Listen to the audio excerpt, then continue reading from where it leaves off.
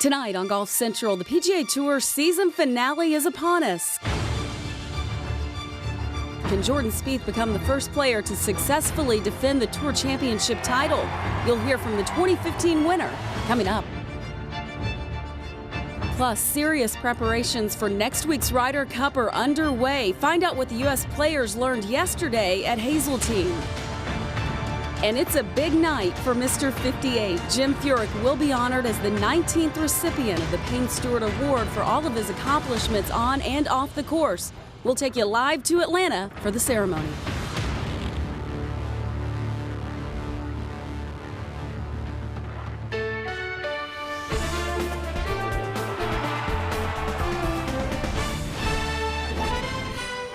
Golf Central.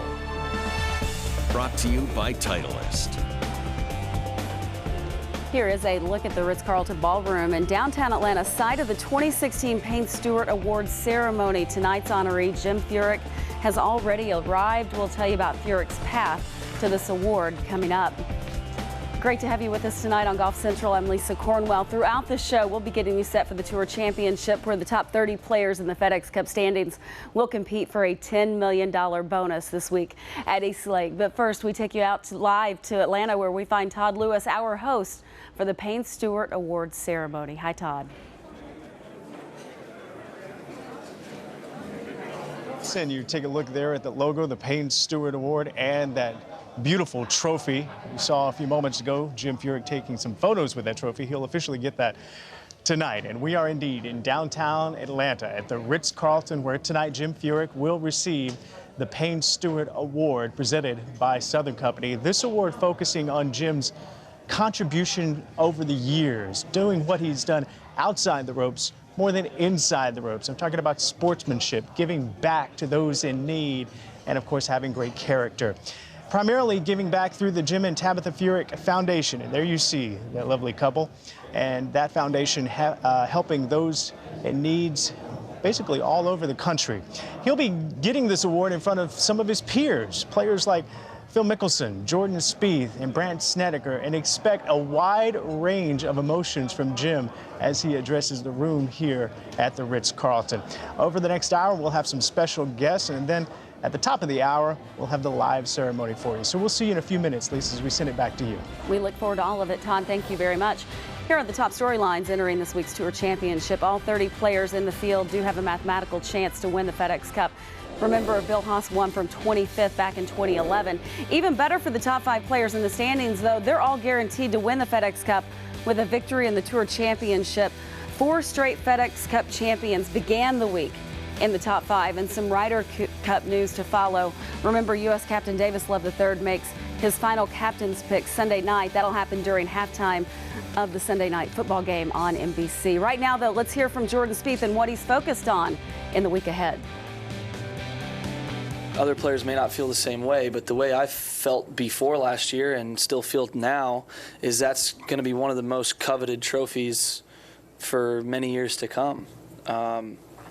It's great. It's cool. I have it. I have the, mine at the house. It's right there next to U.S. Open replica, Masters replica. I mean, I think of it as being extremely important. You won the season-long race that year. And obviously, it was a significant bonus that comes with it, which is a life-changing type of experience. And it's that meaningful to me overall. It encompasses it all. So it's extremely important. If you ask guys after a major, what's the next thing they'd want to win, there'd be a short list of maybe an Olympic gold, a FedEx Cup trophy, a Players' trophies, probably those 3. I think we have as good a chance or a better chance than anybody else, given we've done it, and I feel that comfortable on this golf course. I have no excuses this week.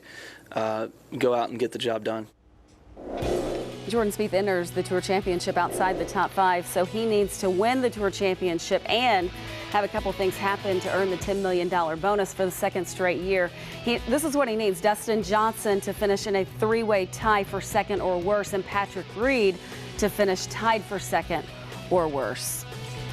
Well, this time next week, all eyes in the golf world will be focused on Hazeltine National in Chaska, Minnesota for the 41st edition of the Ryder Cup. Hazeltine is certainly no stranger to the biggest events of the game, having hosted 7 major championships in its storied history.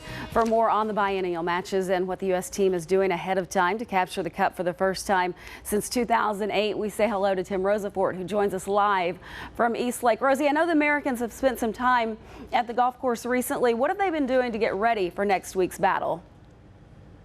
Well, Lisa, you're right. So much at stake at the Tour Championship this week at East Lake. But here on the practice ground, up in the locker room practice green during the practice rounds, the buzz was on the get-together put together yesterday by U.S. Ryder Cup captain Davis Love III up at Hazeltine. And all 9 players participated, including stars Phil Mickelson, Jimmy Walker, and Jordan Spieth.